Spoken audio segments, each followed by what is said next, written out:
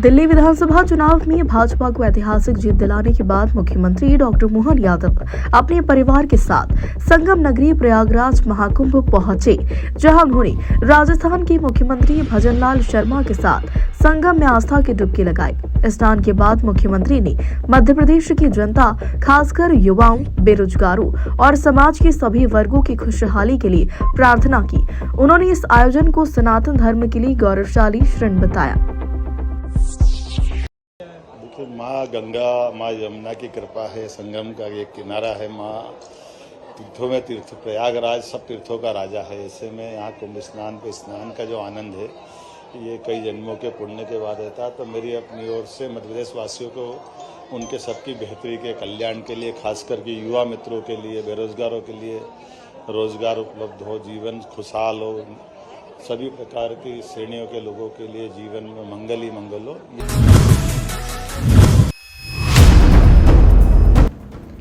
मामला Sehore railway station का है। यहां पटरियों पर नशे की हालत में एक युवक लेट गया। इसी दौरान स्टेशन पर जयपुर चेन्नई एक्सप्रेस ट्रेन भी आकर खड़ी हुई थी। युवक के पटरी पर लेटने के कारण ट्रेन काफी देर तक स्टेशन पर खड़ी रही। ट्रेन के ड्राइवर हॉर्न पर हॉर्न बजाते रहे, लेकिन युवक हटने को तैयार नहीं था। यात्रियों को समझ नहीं आ रहा था कि आखिरकार ट्रेन क्यों खड़ी है। डिब्बों में से उतरकर जब यात्रियों ने देखा तो वो भी आश्चर्य में पड़ गए।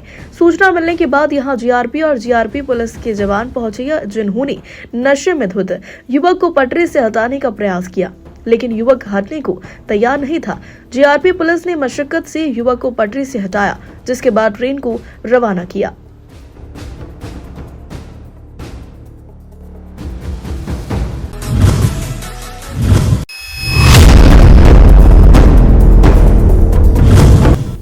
बड़वाहा के निकट ग्राम सुलगांव में जादू टोने की आशंका के चलते एक भाई ने दूसरे भाई की गर्दन पर कुल्हाड़ी से वार कर हत्या कर दी।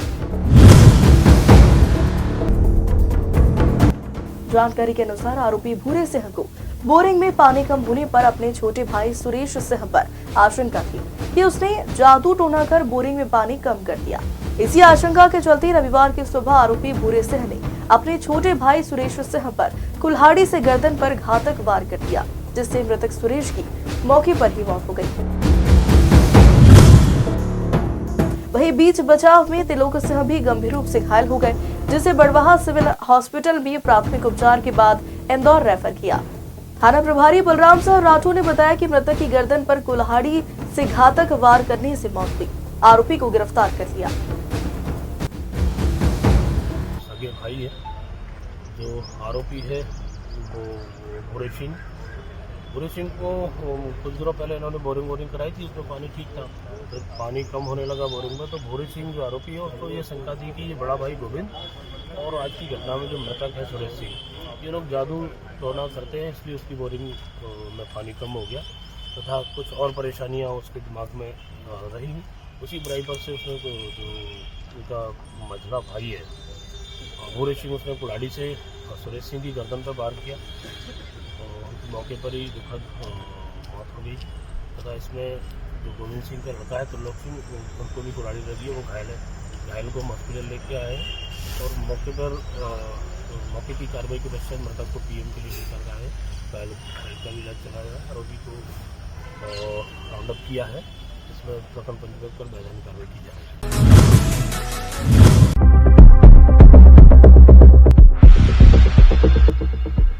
बरगवा पुलिस की गिरफ्त में आई महिला का नाम शादा खातून बताया जा रहा है, जो गरीबों की मदद करने के बहाने लोगों के साथ धोखाधड़ी करती है। महिला लोगों को सप्ताह भर में उनके रुपए 5 गुना करने का दावा करती थी, जिसके लालच में आकर कई लोगों ने महिला को पैसे दिए, लेकिन सप्ताह भर पर जब उन्होंने अपने पैसे मांगे तो वह टालमटोल करती रही। अपने साथ हुई धोखाधड़ी की शिकायत पीड़ितों ने बरगवा थाने पर दर्ज करवाई, जिस पर पुलिस ने कार्रवाई करते हुए महिला को गिरफ्तार कर लिया। पुलिस ने महिला के पास से नकदी जमा करने के साथ अब उसके खाते की भी जांच की जा रही। विवेचना के दौरान पाया गया कि महिला के द्वारा इन 5 लोगों के साथ साथ कुछ और लोगों के साथ भी लगभग 1,42,000 रुपए इकट्ठे किए गए थे इन्हीं कुछ दिनों में, और उनको पैसे वापस नहीं दे गए। उनके साथ जो धोखाधड़ी की गई थी, बरगवा में एक कियोस्क सेंटर के माध्यम से वो पैसा अन्य खातों में ट्रांसफर कर दिया है। उन खातों की जो जानकारी पुलिस ने प्राप्त की है वो कुछ उसमें बिहार के निकले हैं और कुछ दूसरी जगह के निकले हैं। पुलिस उन खातों आगामी सिंहस्थ महापर्व को दृष्टिगत रखते हुए उज्जैन नगरपालिका निगम का प्रतिनिधि दल, जिसमें महापौर मुकेश टटवाल, निगम अध्यक्ष कलावती यादव, आयुक्त आशीष पाठक, पार्षदगण, अपर आयुक्त, उपायुक्त प्रयागराज महाकुंभ की व्यवस्थाओं का जायजा लेने हेतु उज्जैन से रवाना हुए। प्रतिनिधि दल द्वारा प्रयागराज महाकुंभ में स्नान का लाभ लिए जाने के साथ ही संतों महात्माओं के दर्शन करते हुए उनसे आशीर्वाद लिया जाएगा और तथा उज्जैन में 2028 में सिंहस्थ महापर्व को दृष्टिगत रखते हुए प्रयागराज महाकुंभ में की गई व्यवस्थाओं एवं कार्यों का अवलोकन करने के साथ ही महाकुंभ की व्यवस्थाओं का अनुभव लेंगे। प्रदेश की धार्मिक नगरी उज्जैन में आगामी 2028 को सिंहस्थ का आयोजन होने वाला है, जिसे अब तक का सबसे भव्य बनाने के लिए मुख्यमंत्री डॉक्टर मोहन यादव तैयारी में जुट गए हैं। वहीं उज्जैन नगर निगम की भी अपनी तैयारी जारी है। आने वाले 2028 के सिंहस्थ को देखते हुए कभी भी प्रयागराज में जो कुंभ होता है उसमें उज्जैन के लोग जाते ही हैं और वहाँ की व्यवस्थाओं को देखकर वहाँ की व्यवस्थाओं से उज्जैन में व्यवस्था बनाने का काम करते हैं। हमारे अधिकारीगण के साथ में निश्चित रूप से वहाँ से देखी हुई व्यवस्थाओं से और अनुभव से हमारे सिंहस्थ में भी जो करोड़ों लोग आने वाले हैं उनके लिए भी अच्छी से अच्छी व्यवस्था करने का काम करेंगे। श्री पंच रामानंदीय निर्मोही अखाड़े के महंत मदन मोहन दास ने कहा कि 8 में से 5 पंचों की सहमति से व्यवस्थापक संत चरणदास महाराज को नियुक्त किया। अखाड़े के पंचों को ही उज्जैन में नया व्यवस्थापक महंत या अन्य कोई भी नियुक्ति करने का अधिकार है। इनमें से 4 महंत प्रयागराज महाकुंभ में व्यस्त थे, जिनके नाम इस प्रकार है: महंत राम स्वरूपा दास चित्रकूट, महंत अयोध्या दास अभिरामपुर गुजरात, महंत राधे बाबा केकड़ी राजस्थान, महंत दिनेंद्र दास अयोध्या। इस समय प्रयागराज महाकुंभ में अपनी व्यस्तता होने के कारण उज्जैन में आयोजित साकेतवासी महंत श्री राम सेवक दास की श्रद्धांजलि सभा में उपस्थित न हो सके। श्री पंच रामानंदीय निर्मोही अखाड़े के भूमि स्वामी 5 पंच महंत भगवान दास चित्रकूट, महंत नरसिंह दास चित्रकूट, महंत मदन मोहन दास वृंदावन और महंत राम सखा दान चित्रकूट, महंत राम स्वरूप दास चित्रकूट उज्जैन बैठक में उपस्थित होकर संत चरणदास को एवं अनुपस्थित पंचों को दूरभाष द्वारा सूचित कर उनकी स्वीकृति से उज्जैन बैठक का व्यवस्थापक रूप में नियुक्त किया। वही नवनियुक्त व्यवस्थापक संत चरणदास जी महाराज ने कहा कि वे निर्मोही अखाड़ा वृंदावन से 2003 से जुड़े हुए हैं। उन्होंने कहा कि पंचों ने जो जिम्मेदारी सौंपी है उसका पूरी जिम्मेदारी से निर्वहन करने का प्रयास करूंगा। आश्रम में आने वाले संतों की बेहतर व्यवस्था करने का प्रयास करूंगा ताकि किसी भी संत को कोई परेशानी न उठाना पड़े। कल मौजूद थे और सर्वसहमति से जो लोग नहीं थे उनसे दूरभाष पर बात हो गई थी। कल कई खबर छपी कि हमारे एक महंत दिनेंद्र दास जी का कहना था कि उसमें 3 पंच थे और हम लोग उपस्थित नहीं थे। उस खंडन के लिए आज प्रेस बुलाई गई है कि यहाँ 5 पंच कल मौजूद थे और उनके फ़ोटो भी हैं, सब हैं। आप चाहें तो उनसे अभी बात भी कर सकते हैं और कोई हमारा विरोध नहीं है। किसी प्रकार से सर्वसहमति से ये व्यवस्थापक नियुक्त हो चुके हैं। पूरी व्यवस्थाओं हेतु ये संभाले। किस किस को नियुक्त किया गया? और हमारे तरफ से श्री संत चरणदास जी महाराज को नियुक्त किया है और पूरे पंचों के तरफ से यही व्यवस्था संभालेंगे। स्टेशन के पास में आश्रम में कोई कैसे भी साधु आता है, साधु आता है तो उसका जो है सुचारू रूप से व्यवस्था हो सके, उसकी सेवा हो सके। किस तरह की पदवी होती है ये? देखिए, ये आश्रम में अभी तो मेरी व्यवस्था के रूप में नियुक्ति हुई है और ये व्यवस्थापक को अभी जो पूज्य महाराज जी ने बताया कि जो कुशल होता है तो आगे चल करके उसको उत्तरदायित्व बना दिया जाता है महंत के रूप में। वही मैं प्रयास करूंगा कि मैं जो मुझे पंचों ने मुझे सौंपा है उसका पूरा मैं प्रयास करूं कि मैं उसमें सफल हूं। कब से जुड़े हुए हैं आप आश्रम से? मैं निर्मोही अखाड़े 2003 से जुड़ा हुआ हूं। श्री धाम वृंदावन में निर्मोही अखाड़ा हमारी बैठक है, वहाँ मैं रहता था। ये भी हमारी निर्मोही अखाड़ा की बैठक है, अयोध्या बैठक है, चित्रकूट बैठक है। हमारे 5-7 बैठकें हैं निर्मोही अखाड़े। महाराज जी, कौन कौन से पंच उपस्थित थे आपकी नियुक्ति में, उनके नाम बताएं। पूज्य श्री नरसिंह दास जी महाराज जी थे, श्री श्रृंगारी दास जी महाराज जी थे। दरअसल संत चरणदास महाराज को रामानंदीय निर्मोही अखाड़े के व्यवस्थापक की जिम्मेदारी सौंपने पर एक संत द्वारा आपत्ति की खबर सामने आई थी, जिसका खंडन करने के लिए श्री पंच रामानंदीय निर्मोही अखाड़े के महंत मदन मोहन दास ने प्रेस कॉन्फ्रेंस की और अफवाहों पर ब्रेक लगाया।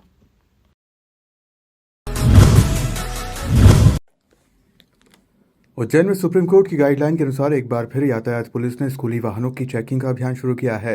यातायात थाना प्रभारी दिलीप सिंह परिहार ने अपनी टीम के साथ स्कूली वाहनों की जांच शुरू की। कई स्कूली बसों की पीछे लगी नंबर प्लेट सही नहीं थी, जिनका चालान काटा गया। वहीं बसों के फिटनेस प्रमाण पत्र, बीमा, अग्निशमन यंत्र, first aid box, speed governor सहित सुरक्षा मानकों में भी खामी होना सामने आई। बसों के साथ ही यातायात पुलिस द्वारा ऑटो से स्कूल जाने वाले बच्चों को भी चेक किया गया।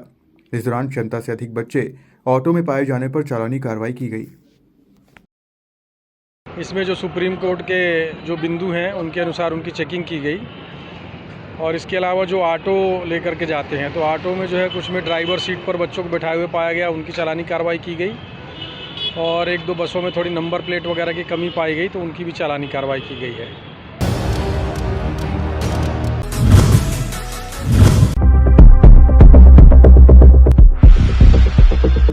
इंदौर नगर निगम ने शहर के कई बड़े होटलों और पार्टी आयोजन स्थलों के खिलाफ कड़ी कार्रवाई की तैयारी कर ली है। नए साल के जश्न से पहले नगर निगम ने सभी होटल संचालकों और आयोजकों को नोटिस जारी कर मनोरंजन कर जमा करने के निर्देश दिए थे।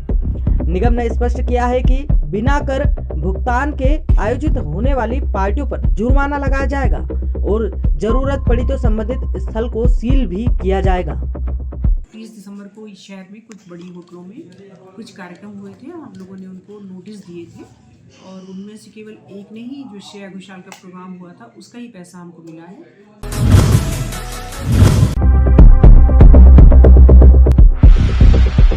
साइबर सुरक्षा अभियान 1 फरवरी से 11 फरवरी 2025 तक चलाया जा रहा है, जिसके तहत पुलिस आयुक्त नगरीय इंदौर संतोष कुमार सिंह के निर्देश में इंदौर पुलिस द्वारा चलाया जा रहा है, जिसके अंतर्गत इंदौर के राजेंद्र नगर थाना क्षेत्र में भीम नगर में साइबर सुरक्षा को लेकर एक नुक्कड़ नाटक का आयोजन किया गया, जिसमें साइबर सुरक्षा को लेकर कई टिप्स वहां के रहवासियों और बच्चों को बताए गए।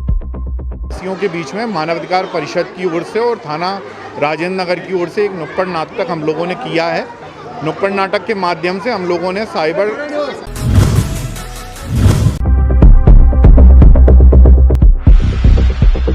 मध्य प्रदेश उच्च शिक्षा विभाग के तत्वाधान में संभागीय स्तरीय पिट्ठू प्रतियोगिता का आयोजन किया जा रहा है। पारंपरिक खेलों को प्रोत्साहित करने के उद्देश्य से आयोजित इस स्पर्धा में पुरुष एवं महिला वर्ग कुल 20 टीमें हिस्सा ले रही हैं। प्रतियोगिता का मुख्य आयोजन इंदौर शहर के प्रतिष्ठित आर्ट एंड कॉमर्स कॉलेज में किया गया, जबकि अन्य मुकाबले इंदौर के 3 अलग अलग मैदानों पर खेले जा रहे हैं।